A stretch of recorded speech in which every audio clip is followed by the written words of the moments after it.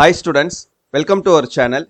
இந்த வீடியோவில் நம்ம என்ன பார்க்க போகிறோம் அப்படின்னா 12th ஸ்டாண்டர்டுக்கு ஃபர்ஸ்ட் அண்ட் செகண்ட் ரிவிஷன் டெஸ்ட்டுக்கு இங்கிலீஷில் இருக்கக்கூடிய இம்பார்ட்டண்ட்டான கொஷின்ஸ் என்னென்னு பார்க்க போகிறோம். இதை பார்க்குறதுக்கு முன்னால் நீங்கள் இன்னும் நம்ம சேனலை சப்ஸ்கிரைப் பண்ணலைன்னா பண்ணிக்கோங்க. இந்த வீடியோவுக்கு மறக்காமல் ஒரு லைக் பண்ணிவிட்டு கண்டினியூ பண்ணி பாருங்கள். ஸோ நிறைய பேர் கமெண்ட்டில் மற்ற வீடியோஸ் நம்ம போடும்போது கமெண்ட்டில் கேட்டுக்கிட்டே இருந்தீங்க, சார் இந்த மாதிரி ரிவிஷன் டெஸ்ட்டுக்கும் தயவு செஞ்சு எங்களுக்கு ஒரு இம்பார்ட்டன்ட் கொஸ்டின்ஸ் போடுங்க சார், ரிவிஷன் டெஸ்ட்டுக்கு நாங்கள் ப்ரிப்பேர் பண்ணணும் அப்படின்னு சொல்லிட்டு. பொதுவாக நம்ம ரிவிஷன் டெஸ்ட்டுக்கு இம்பார்ட்டன்ட் கொஸ்டின்ஸ் கொடுக்கறது இல்லை. ஹாஃப் இயர்லி எக்ஸாமினேஷன் முடிஞ்சதுக்கப்புறம் பப்ளிக் எக்ஸாமினேஷனுக்கு தான் நம்ம வந்து இம்பார்ட்டன்ட் கொஸ்டின்ஸ் கொடுப்போம். பட் நிறைய பேர் திரும்ப அந்த இம்பார்ட்டன்ட் கொஸ்டின்ஸ் கேட்டுட்டு இருக்கிறதுனால இப்போ நம்ம ரிவிஷன் டெஸ்ட் 2 ரிவிஷன் டெஸ்ட்டுக்குமே சேர்த்து, சரியா? ஸோ ஃபர்ஸ்ட் ரிவிஷன் டெஸ்ட்டுக்கும் செகண்ட் ரிவிஷன் டெஸ்ட்டுக்கும் சேர்த்து இப்போ நாம் இந்த வீடியோவில் சொல்லக்கூடிய கொஸ்டின்ஸ் மட்டும் நீங்கள் படிச்சிங்கனாலே போதும். 2 ரிவிஷன் டெஸ்ட்டுக்குமே காமனானது தான், சரியா? ஓகே, இப்போ நீங்கள் பார்த்துட்டு இருக்கக்கூடிய இந்த கொஸ்டின்ஸ் வந்து உங்களுக்கு அப்ரிசியேஷன்ஸ், சரியா? போயம் அப்ரிசியேஷன்ஸ் கொஸ்டின் நம்பர் 21ல இருந்து 26 வரைக்கும் கேட்கக்கூடிய அந்த அப்ரிசியேஷன் கொஸ்டின்ஸில் நமக்கு இம்பார்ட்டன்ட் கொஸ்டின்ஸ் போயம்லேருந்து கேட்கக்கூடியது இப்போ நாம் டிஸ்பிளேல காட்டக்கூடிய இந்த கொஸ்டின்ஸ் மட்டும் 6 போயம்க்குமே கொடுத்துருக்கோம், சரியா? ஸோ இந்த 6 போயம்க்கும் இந்த கொஸ்டின்ஸ் மட்டும் நீங்கள் படிச்சிங்கனாலே போதும். இதை தாண்டி உங்களுக்கு வேறு கொஸ்டின்ஸ் வராது. கான்ஃபிடென்ட்டோடு நீங்கள் படிக்கலாம். 100% உங்களுக்கு இந்த கொஸ்டின்ஸ் தான் கேட்பாங்க. ஏன்னா ஹாஃப் இயர்லி எக்ஸாமினேஷனில் நாம் சொன்ன கொஸ்டின்ஸ் மட்டும் படிச்சுட்டு போய் இங்கிலீஷ் எக்ஸாம் எழுதின ஸ்டூடெண்ட்ஸ்க்கு தெரியும் எந்த அளவுக்கு நாம் சொன்ன கொஸ்டின்ஸ் வந்து உங்களுடைய கொஸ்டின் பேப்பர்ஸில் இருந்திருக்கும் அப்படின்றத. ஸோ அந்த மாதிரி இருந்ததை கண்டிப்பாக நம்மளுடைய கமெண்ட்டில் சொல்லுங்கள். மற்ற ஸ்டூடெண்ட்ஸ்க்கும் வந்து ரெக்கமெண்ட் பண்ணுங்கள் நம்ம சேனலை, சரியா? ஓகே, ஸோ இப்போ நீங்கள் இந்த 6 போயமும் எடுத்து பார்த்தீங்கன்னா உங்களுக்கு வந்து 200 அப்ரிசியேஷன்ஸ்க்கு மேலே இருக்கும்.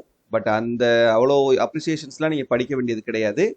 நாம் இந்த வீடியோவில் சொல்லியிருக்கக்கூடிய இந்த 95 அப்ரிசியேஷன் கொஷின்ஸ் மட்டும் தயவு செஞ்சு எதையுமே ஒமிட் பண்ணிடாதீங்க. இது எல்லாத்துக்குமே ஆன்சர் உங்களுக்கு நீங்கள் கைடு யூஸ் பண்ணி படிச்சிருப்பீங்க, அந்த கைடில் இருக்கும்.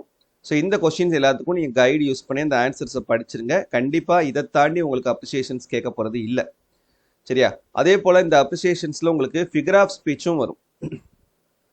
ஸோ இந்த 6 போயம்க்கும் இருக்கக்கூடிய ஃபிகர் ஆஃப் ஸ்பீச் நம்ம ஆல்ரெடி நம்ம சேனலில் நிறைய வீடியோஸ்லாம் போட்டிருக்கோம்.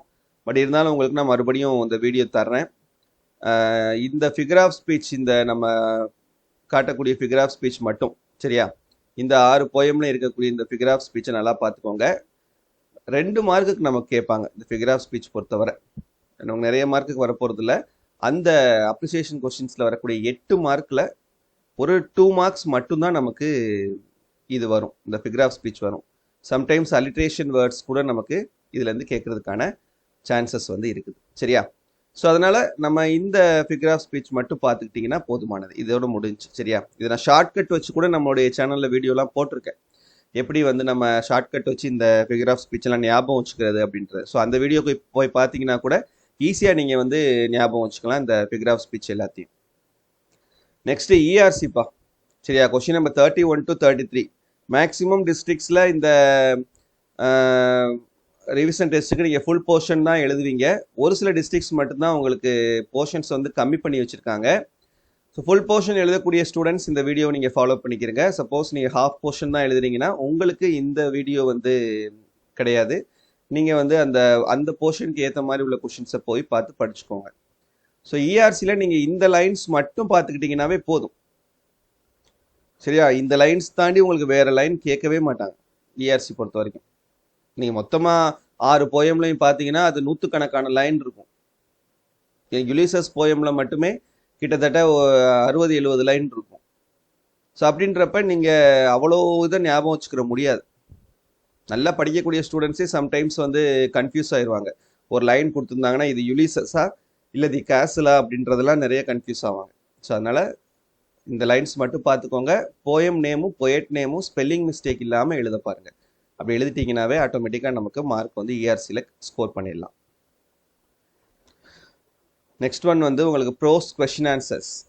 கொஸ்டின் நம்பர் 34லேருந்து 36 வரைக்கும் கேட்கக்கூடிய பார்ட் 3ல செக்ஷன் 2 into 3 6 மார்க்ஸ் நீங்கள் வாங்கணும்னு நினச்சிங்கன்னா இப்போ நாம் சொல்லக்கூடிய இந்த கொஸ்டின்ஸ் மட்டும் 6 ப்ரோஸ்க்குமே நம்ம இம்பார்ட்டன்ட் கொஸ்டின்ஸ் தனித்தனியாகவும் கொடுத்துருக்கோம். ஓவராலாகவும் இப்போ நம்ம இந்த வீடியோவில் சொல்லிக்கிட்டு இருக்கோம். இந்த 6 ப்ரோஸ்லையும் இவ்வளோ கொஷின்ஸ் மட்டும் நீங்கள் படிச்சீங்கன்னாவே போதும். அதுலேயும் நான் அந்த ஸ்டார் போட்டு கொடுத்துருக்கக்கூடிய கொஷின்ஸ் ரொம்ப ரொம்ப முக்கியமானது, நீங்கள் ஒமிட் பண்ணவே கூடாத கொஷின்ஸ். ஸோ இதை மட்டும் நீங்கள் படிச்சீங்கன்னாவே போதும். கண்டிப்பாக நம்ம என்ன பண்ணிடலாம், இந்த செக்ஷனில் கேட்கக்கூடிய 2 ப்ரோஸ் 3 மார்க் கொஷின்ஸுமே அட்டன் பண்ணிடலாம். 2 into 3 6 மார்க்ஸ் வந்து நம்மளால் ஸ்கோர் பண்ண முடியும். நம்ம எல்லாராலையும் ஸ்கோர் பண்ண முடியும். இந்த வெறும் 53 கொஷின்ஸ் மட்டும் நீங்கள் படிச்சீங்கன்னாவே போதும். சரியா? உங்களுக்கு கிரியேட்டிவ் கொஷின் கேட்டால் கூட, 3ல் ஏதாவது ஒரு கிரியேட்டிவ் கொஷின் கேட்டால் கூட மீதி 2 கொஷின்ஸ் கண்டிப்பாக உங்களுக்கு இதுலேருந்து நம்ம கேட்டுருவாங்க. நம்ம எழுத போகிறதே 2 கொஷின்ஸ் தானே. அப்போ என்ன பண்ணிடலாம், ஆட்டோமேட்டிக்காக 2 into 3 6 மார்க்ஸ் வந்து நம்ம இந்த செக்ஷனை பொறுத்த வரைக்கும் ஸ்கோர் பண்ணிடலாம். சரியா? ஓகே, இதை பார்த்துக்கோங்க நல்லா. இந்த கொஷின்ஸ் மட்டும் மார்க் பண்ணி படிச்சுக்கிறங்க. அடுத்து அந்த கொஷின் நம்பர் இது வந்து உங்களுக்கு கொஷின் நம்பர் 37லேருந்து கொஷின் நம்பர் 37லேருந்து 40 வரைக்கும். சரியா? 3 into 3 9 மார்க்ஸ் கேட்கக்கூடிய ஜென்ரல் கான்செப்ட் இது. இதில் பார்த்தீங்கன்னா நம்ம ஆல்ரெடி சொல்லியிருக்கோம் இது என்னென்ன கான்செப்ட்ஸ் கேட்பாங்கன்னு சொல்லிட்டு. இதில் pie chart or inference writing, dialogue writing, slogan writing, expand the news headlines, complete the proverb, notice writing, email writing, process description, rearrange the jumbled words. இவ்வளோ கான்செப்ட்ஸ் இருக்குது இந்த இதை பொறுத்தவரை. ஸோ இதுலேருந்து நமக்கு ஏதாவது ஒரு 3 கான்செப்ட் கொடுத்துட்டு, ஏதாவது ஒரு 4 கான்செப்ட் கொடுத்துட்டு 3 அட்டன் பண்ண சொல்லுவாங்க, எனி 3.